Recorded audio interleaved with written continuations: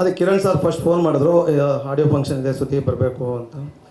ನಾನು ಅದೇ ಹೇಳಿದೆ ಕಿರಣ್ ಸರ್ಗೆ, ಅಣ್ಣ ಕಬ್ಬಣದ ಅಂಗಡಿಲಿ ಜೇನೋಣಕ್ಕೆ ಏನಣ್ಣ ಕೆಲಸ, ಆಡಿಯೋ ಫಂಕ್ಷನ್ಗೂ ನನಗೇನು ಸಂಬಂಧ ಅಂತ. ಇಲ್ಲ ಈ ಸರಿ ಹೀರೋಯಿನ್ಗಳೆಲ್ಲ ಬರ್ತಿದ್ದಾರೆ ಅಂದರು. ಹಂಗಾದರೂ ಹೀರೋಯಿನ್ಗಳು ನೋಡೋಣ ಅಂತ ಬಂದೆ. ಕೇಳಬೇಕಾದ್ರೆ ನಾನು ನೋಡೇ ಇಲ್ಲ ಪಾತ್ರ ಮಾಡೋಗಿ. ಇಲ್ಲಿ ಬಂದಾಗ ಕೇಳಿದೆ ನೀವು ಯಾರು ಅಂತ, ಈ ಸಿನಿಮಾ ಹೀರೋಯಿನ್ನು ಅಂದರು.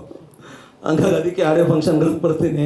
ಸುಮಾರು ದಿನ ಕೆಲಸ ಮಾಡಿದ್ದೀನಿ ಈ ಸಿನಿಮಾಲಿ, ಬಟ್ ಹೀರೋಯಿನ್ ನೋಡೋ ಭಾಗ್ಯನೇ ಇಲ್ಲ.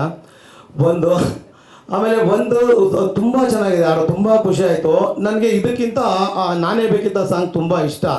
ಯಾಕೆಂದರೆ ಅದು ಎಲ್ಲರಿಗೂ ಏನನ್ಸುತ್ತೆ ಅದು ಪ್ಯಾಥೋ ಸಾಂಗ್ ಅಂತ, ಬಟ್ ವಿಲನ್ಗಳು as a villain point of view ಅಲ್ಲಿ ಅದೇ ನಮ್ಗೊಂಥರ ಸಂಭ್ರಮಿಸುವಂಥ ಸಾಂಗು. ನಮಗೆ ಹೀರೋಯಿನ್ ಒಟ್ಟಿಗೆ ಇರೋದು ನೋಡೋಕ್ಕಾಗಲ್ಲ, ಹೊಟ್ಟೆ ಉರಿ. ನೀವು ಯಾವುದೇ ಕಥೆಗಳು ನೋಡಿ, ಹೀರೋಯಿನ್ ಆ್ಯಕ್ಚುಲಿ ವಿಲನ್ ಅತ್ತೆ ಮಗಳು, ವಿಲನ್ ಅಕ್ಕನ ಮಗಳು, ಅಥವಾ ವಿಲನ್ ಜೊತೆ ಎಂಗೇಜ್ಮೆಂಟ್ ಆಗಿರೋ ಹುಡುಗಿ ಇರ್ತಾರೆ, ಆದರೆ ಮದುವೆ ಆಗಕ್ಕೆ ಬಿಡಲ್ಲ. ಹಂಗೆ ಇದರಲ್ಲೂ ಒಂದು ಒಳ್ಳೆ ಪಾತ್ರ. ನಾನು ಮತ್ತು ಹೀರೋಯಿನ್ ಅವ್ರ ತಂದೆ ಎಲ್ಲ ಒಟ್ಟಿಗೆ ಕೆಲಸ ಮಾಡ್ತಾಯಿರ್ತೀವಿ. ನಮಗೆ ತುಂಬ ಪರಿಚಯಸ್ಥರು ಹುಡುಗಿನೇ ಈ ಸಿನಿಮಾಲಿ ಹೀರೋಯಿನು. ಅಷ್ಟರಲ್ಲಿ ವೆಡ್ಡಿಂಗ್ ಶೋ ಅವ್ರು ಬಂದು ಟಾಕ ಹಾಕ್ತಾರೆ, ಸಿಗಲ್ಲ ನಮಗೆ. ಹಂಗಾಗಿ ಇವೇ ನಮಗೆ ಪ್ಯಾಥೋಸ್ ಅಂತರ ಕಾಣ್ತಿರುತ್ತೆ. ಬಟ್ ನಿಜವಾಗ್ಲೂ ತುಂಬ ಚೆನ್ನಾಗಿದೆ ಹಾಡು. ನಾನು ಸದನ ಶ್ರೀಧರ್ ಸರ್ ಹತ್ರ ಹೇಳ್ತಿದ್ದೆ, ಸರ್ ಬ್ಯೂಟಿಫುಲ್ ಸಾಂಗು ಸರ್. ನಂಗೆ ಅಷ್ಟೊಂದು ಹಾಡಿನ ಬಗ್ಗೆ ಅದೆಲ್ಲ ಗೊತ್ತಾಗಲ್ಲ, ಬಿಕಾಸ್ ನಾವು ಕೆಲಸಗಳೇ ಮಾಡಿಲ್ಲ ಅದ್ರ ಮೇಲೆ.